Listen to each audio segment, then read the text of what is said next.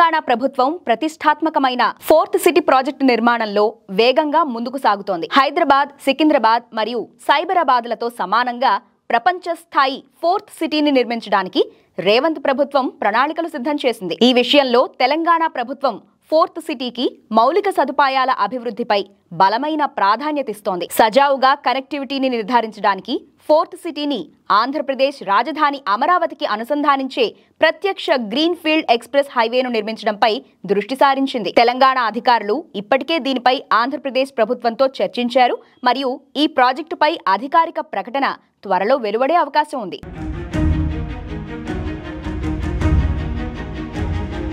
Fourth city నిర్మాణాన్ని ప్రతిష్టాత్మకంగా తీసుకున్న తెలంగాణ ప్రభుత్వం మౌలిక సదుపాయాలకు ప్రాధాన్యత ఇస్తోంది. ఫోర్త్ సిటీలో స్కిల్ యూనివర్సిటీ నిర్మాణం ఇప్పటికే ప్రారంభమైంది.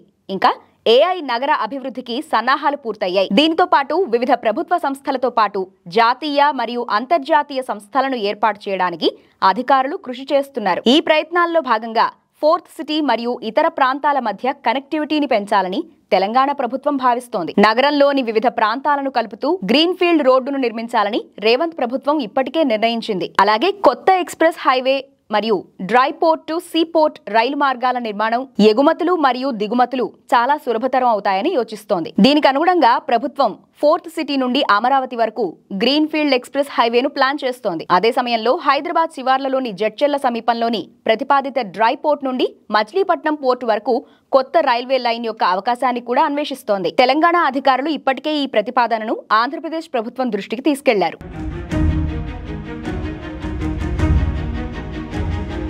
ఆంధ్రప్రదేశ్ పునర్వ్యవస్థీకరణ చట్టం కింద పరిష్కారం కాని సమస్యలను పరిష్కరించే సమావేశంలో హోం మంత్రిత్వ శాఖ ఇటీవల Amaravati Hyderabad green field express హైవేకు గ్రీన్ సిగ్నల్ ఇచ్చింది. దీని తర్వాత కేంద్ర ప్రభుత్వం వివరణాత్మక ప్రాజెక్టు నివేదిక DPR ను రూపొందించడానికి చర్యలు ప్రారంభించాలని సిఫార్సు చేసింది. ప్రస్తుతం జాతీయ రహదారి 65 హైదరాబాద్ మరియు విజయవాడను కలుపుతుంది.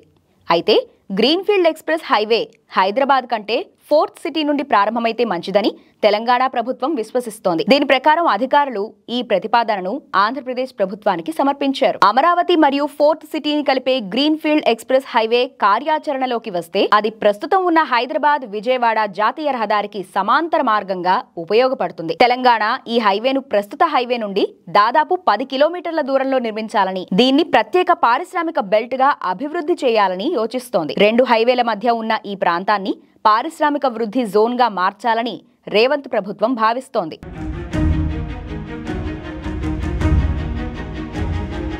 తెలంగాణకు తీర ప్రాంతం మరియు సముద్ర ఓడరేవులు లేకపోవడంతో రవాణా సవాళ్లను మరియు బియ్యం, సిమెంట్, చమురు, ఎరువులు వంటి వస్తువులను ఎగుమతి దిగుమతి చేసుకోవడంలో అధిక ఖర్చులను ఎదుర్కొంటోంది. దీన్ని పరిష్కరించడానికి అమరావతికి వెళ్లే ఎక్స్ప్రెస్ హైవే హైదరాబాద్ శివార్లలో కలిసే జంక్షన్ వద్ద డ్రై పోర్ట్ ను ఏర్పాటు చేయాలని రాష్ట్ర ప్రభుత్వం యోచిస్తోంది. అంతేకాకుండా ఈ డ్రై పోర్ట్ నుండి ఆంధ్రప్రదేశ్ లోని మచిలీపట్నం పోర్టుకు కొత్త రైల్వే లైన్ నిర్మించాలని వారు ప్రతిపాదిస్తున్నారు. కంటైనర్ యార్డులు మరియు కార్గో హ్యాండ్లింగ్ సౌకర్యాలతో సాధారణ పోర్టులా పనిచేస్తుంది. ఫోర్త్ సిటీ నుండి అమరావతికి గ్రీన్ ఫీల్డ్ ఎక్స్ప్రెస్ హైవే మరియు డ్రై పోర్ట్ నుండి మచిలీపట్నం పోర్టుకు రైల్వే లైన్ ఏర్పాటుతో ఫోర్త్ సిటీ చుట్టూ వ్యాపార మరియు వాణిజ్య కార్యకలాపాలు పెరుగుతాయని, పారిశ్రామిక అభివృద్ధికి దోహదపడుతుందని భావిస్తున్నారు. ఇది ఫోర్త్ సిటీ మరియు చుట్టుపక్కల రియల్ ఎస్టేట్ రంగాన్ని కూడా సానుకూలంగా ప్రభావితం చేస్తుందని, ఆశాజనకమైన భవిష్యత్తును నిర్ధారిస్తుందని నిపుణులు భావిస్తున్నారు.